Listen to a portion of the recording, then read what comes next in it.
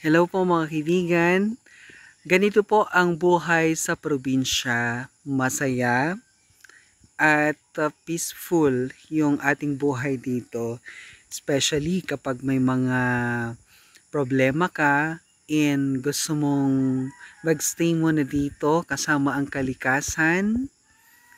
Napaka ganda talaga sa pakiramdam. You're with nature mga kaibigan.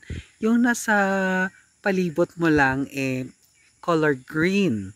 Ayan po ang ating kalikasan and naririnig mo yung mga huni ng mga ibon, ng mga manok at iba pa at malayo ka talaga sa maingay na mundo. Maingay na kung saan maraming mga problema, maingay na kung saan ay naapektuhan yung inyong mental health. Kaya kapag gusto mo na magstay sa isang lugar na tahimik, punta ka lang sa province. So tulad nito, although may mga dumadaan na sasakyan, simpleng ingay lang po yung mga yan mga kaibigan. And mas maganda na you are in a place na peaceful po talaga. So, ang mga ganyang bagay ay may experience mo lang sa province.